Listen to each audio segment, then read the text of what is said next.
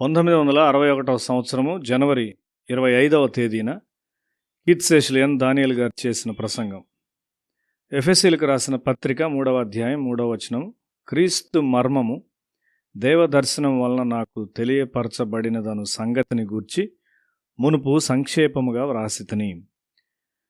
యేసుక్రీస్తు ఈ లోకంలోనికి రాకముందు బయలుపరచబడిన ఒక మర్మమును గూర్చి పరిశుద్ధుడైన పౌలు మాట్లాడుచున్నాడు. ఒక మనిషి యొక్క ఆత్మీయ స్థాయి దేవుని నుండి పొందు ప్రత్యక్షతల మొత్తముల మీద ఆధారపడి ఉంటుంది. క్రైస్తవ్యము ప్రత్యక్షతకు సంబంధించిన భక్తే గాని ఆలోచించుటకు లేదా చదువుటకు సంబంధించినది కాదు. నీవు నిజమైన క్రైస్తవ జీవితమును జీవించినట్లయితే అనంతమైన దేవుని శక్తి నిన్ను వెంబడిస్తుంది. పరిశుద్ధుడైన పౌలు ఒకనాడు పరిసయ్యునిగా ఉండి తన జ్ఞానమును చాలా జాగ్రత్తగా అనుసరించుటకు ప్రయత్నించాడు. తన తల్లిదండ్రులు మరియు తన ఉపాధ్యాయుడైన గమలియేలు నుండి నేర్చుకొనిన దాన్ని అనుసరించుటకు అతడు ప్రయత్నించాడు. అయినప్పటికీ అతనికి ప్రత్యక్షత లేదు. చీకటిలో నుండి వెలుగునొద్దకు వచ్చుటను గూర్చి అతడు మాట్లాడుచున్నాడు. అతని మంచితనము చీకటి సంబంధమైన మంచితనము. చాలామంది క్రైస్తవులు ఈ విధమైన మంచితనమును కలిగి ఉన్నారు. దాని ద్వారా సాధించినది స్వీయ మహిమ తప్ప మరేమీ లేదు.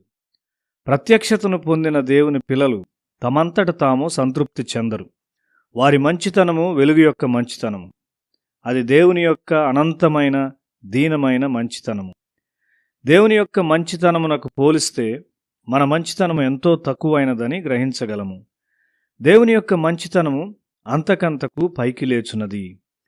అన్యులకిచ్చుటకు ఈ ప్రత్యక్షత పౌలునకు వచ్చినది. ఎఫెసీ 3:11 చెప్పబడిన క్రీస్తు యొక్క శోధింప శక్యముగాని ఐశ్వర్యములను గూర్చి నీవెన్నడైనా ఆశ్చర్యపడ్డావా? దాని పట్ల నీవు ఆశ్చర్యపడినప్పుడు నీవు ఈ లోకపు ఐశ్వర్యాలను తృణీకరిస్తావు. మర్మమైన దేవుని సహవాసాన్ని గూర్చి అతడు మాట్లాడుతూ ఉన్నాడు. అది ఒక గృహ నిర్వాహకత్వము. మనము గృహ నిర్వాహకత్వము గలవారము. ప్రతి ఒక్కరూ ఒక ప్రత్యక్షతను పొందుకుంటారు. ఆ ప్రత్యక్షత ద్వారా ప్రతి ఒక్కరము దేవుని రాజ్యమునకు తగిన వారముగా ఉంటాము. వంతెనలు నిర్మించబడినప్పుడు వేర్వేరు భాగములను వేర్వేరు కంపెనీల వారు తయారు చేస్తారు.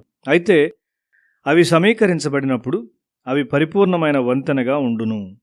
మనలో ప్రతి ఒక్కరికి గృహ నిర్వాహకత్వమునకు సంబంధించిన ప్రత్యక్షత వచ్చినప్పుడు మనము సహవాసములో తగిన వారమై దేవుని మహిమను పరిపూర్ణంగా బయలుపరుస్తాము.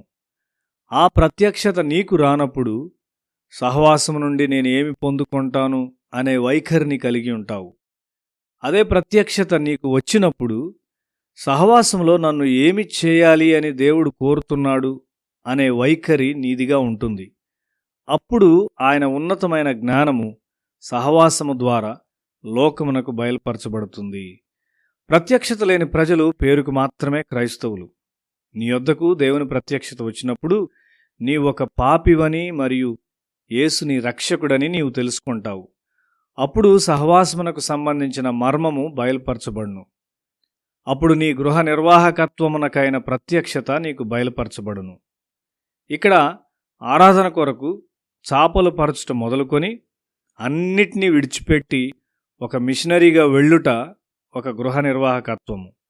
నీవు ప్రేమలో వేరుపారి స్థిరపరచబడతావు. విశ్వాసము ద్వారా క్రీస్తు నీలో నివసిస్తాడు. అంతరంగములో ఆత్మ ద్వారా నీవు బలపరచబడతావు. నీవెల్లప్పుడూ వృద్ధి చెందుతూ ఉంటావు. ఒక యవనస్తునిగా, ఒక ఉపాధ్యాయునిగా మరియు ఒక వివాహితునిగా బోధించాను.